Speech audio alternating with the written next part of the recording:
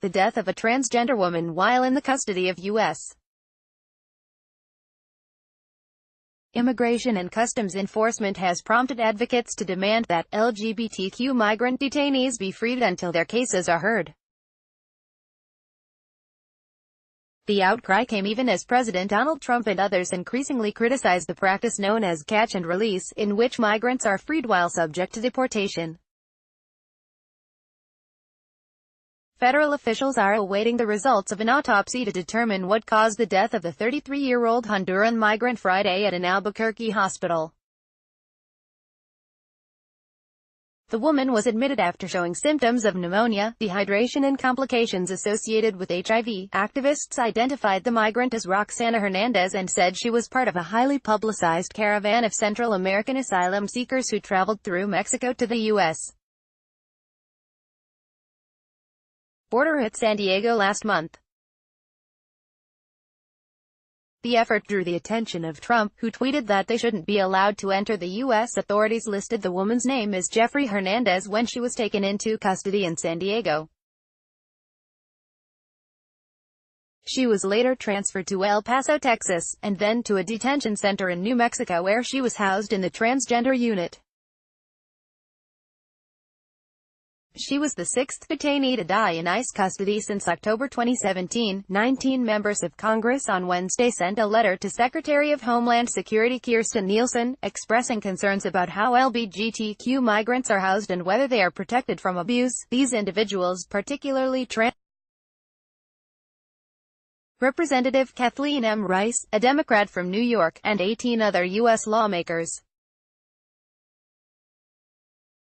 The letter asked the federal agency to use its discretion to release migrants considered at high risk for abuse so they are safe throughout their immigration proceedings.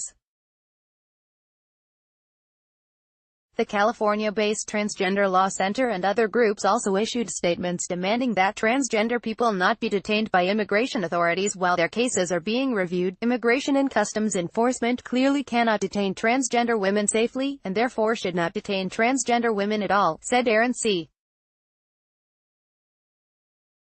Morris, executive director of New York-based Immigration Equality, a national LGBTQ migrant rights group.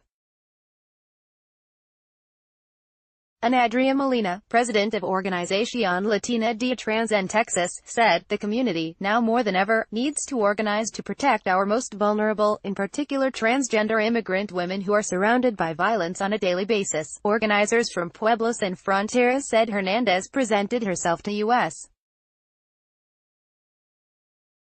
Customs and Border Protection officers at the San Ysidro Port of Entry in California on May 9 and asked for asylum.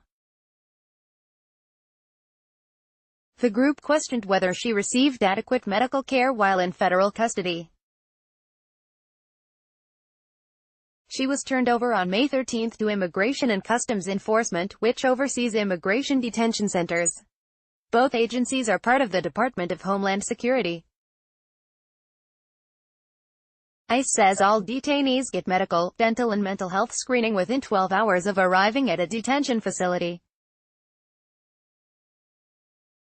Detainees also have access to 24-hour emergency care. Immigration authorities have said Hernandez was admitted May 17 to Cibola General Hospital in Grants, New Mexico. She was transferred later that day to the Albuquerque hospital, where she remained in the intensive care unit until she was pronounced dead. Hospital staff said the preliminary cause of death was cardiac arrest. Immigration authorities say that between 2005 and 2009, Hernandez twice illegally entered the U.S. and was allowed to voluntarily return to Mexico because she claimed Mexican nationality.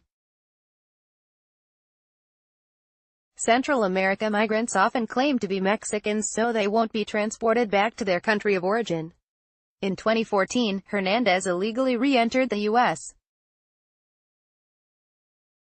a third time and was arrested and removed, authorities say.